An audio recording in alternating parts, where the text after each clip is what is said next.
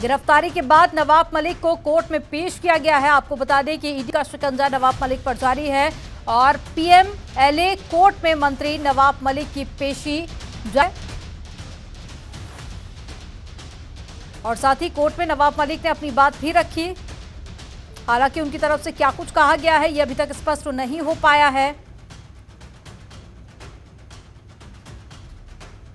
तो नवाब मलिक को घर से सीधे ईडी दफ्तर लाया गया, बिना किसी समन के गिरफ्तार किया गया है नवाब मलिक को और गिरफ्तारी के बाद नवाब मलिक को कोर्ट में पेश किया गया। जरा जानकारी के साथ में संवाददाता ममता चतुर्वेदी जुड़ गई हैं। ममता, नवाब मलिक की तरफ से यह भी कहा गया है कि बिना समन जारी किए ही गिरफ्तारी की गई है और क्या कुछ अपनी सफाई में मंत्री नवाब मलिक ने अपनी बात रखी है, क्या जरा जानकारी पूरे मामले को लेकर?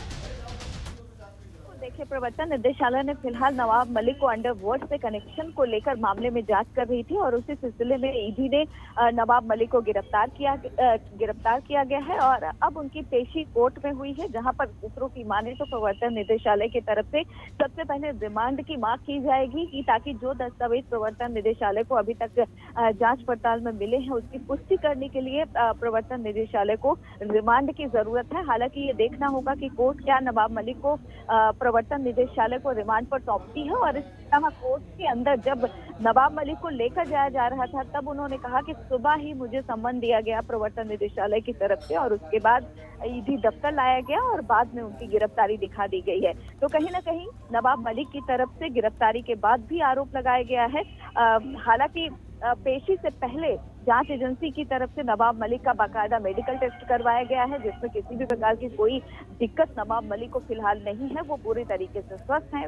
अब वो उनकी कोर्ट में पेशी हो रही है और पेशी के दौरान सूत्रों की माने तो जांच एजेंसी की तरफ से रिमांड की मांग की जाएगी। देखना अब ये होगा कि क्या रिमांड मिलता है, क्योंकि अगर जानकारी के मुताबिक कम से कम 1 हफ्ते की रिमांड प्रवर्तन निदेशालय की तरफ से मांगी जा सकती है। लेकिन सवाल अब यही उठता है कि यदि प्रवर्तन निदेशालय ये साबित करने में कामयाब हो पाती है कि नवाब मलिक के खिलाफ बहुत सारे तथ्य हैं, सबूत हैं, देखना होगा कि कोर्ट उसको सत्य मानते हुए क्या रिमांड देती है या नहीं देती है। हालांकि इस फैसले का तो इंतजार करना होगा, लेकिन नवाब मलिक की गिरफ्तारी के बाद कहीं ना कहीं राजनीति भी तेज हो गई है। इस पूरे मामले को लेकर भारतीय जनता पार्टी ने भी अब सवाल खड़े करना शुरू कर दिया है और बीजेपी की तरफ से नवाब मलिक का इस्तीफा भी मांगा गया है, क्योंकि अब वो एक मामले में गिरफ्तार हो चुके हैं। ऐसे में उनको इस्तीफा दे देना चाहिए और सूत्रों की माने तो शरद पवार से भी बीजेपी का एक डेलीगेशन मुलाकात कर नवाब मलिक की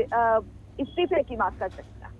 ठीक है ममता, रिमांड को लेकर कुछ समय बाद ही स्थिति स्पष्ट हो पाएगी कि आखिर रिमांड मिलती है या फिर आगे क्या कुछ प्रोसीजर रहेगा।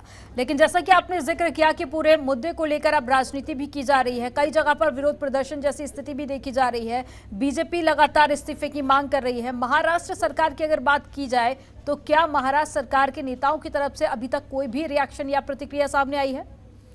देखिए, फिलहाल कोई प्रतिक्रिया तो नहीं आई है। सभी लोग इंतजार कर रहे हैं कि आखिरकार इस पूरे मामले को लेकर महाराष्ट्र सरकार का क्या कुछ रुख होने वाला है, क्योंकि जिस तरीके से नवाब मलिक की गिरफ्तारी के बाद भारतीय जनता पार्टी की तरफ से इस्तीफे की मांग की गई है, सूत्रों की माने तो शाम तक मुमकिन है कि शरद पवार एनसीपी के चीफ जो हैं वो महाराष्ट्र के मुख्यमंत्री उद्धव ठाकरे से मुलाकात कर सकते हैं और देखना यही होगा कि जब शरद पवार की मुलाकात उद्धव ठाकरे से होगी तो आखिरकार क्या कुछ बातचीत होती है, क्योंकि विपक्ष तो लगातार नवाब मलिक के इस्तीफे की मांग कर रहा है। तो कहीं ना कहीं जिस तरीके से नवाब मलिक की इस पूरे मामले को लेकर गिरफ्तारी हुई है, राजनीति अपनी जगह पे है और दूसरी ओर कोर्ट में जो न्यायिक प्रोसीजर होता है वो भी शुरू हो चुका है।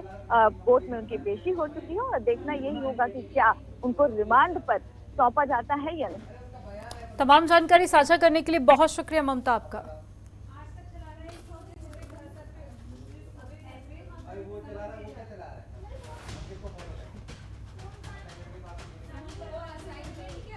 तो नवाब मलिक की पेशी जारी है, हालांकि रिमांड पर भेजा जाएगा या फिर नहीं ये अभी तक स्थिति स्पष्ट नहीं हो पाई है और उम्मीद जताई जा रही है कि पेशी के बाद ही कुछ स्थिति स्पष्ट हो पाएगी।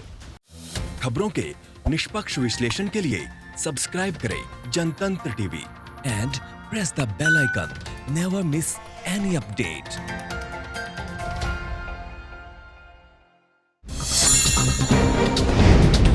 डाउनलोड कीजिए जनतंत्र टीवी ऐप को, जो कि अवेलेबल है गूगल प्ले और ऐप स्टोर पर। अधिक जानकारी के लिए अभी डाउनलोड करें।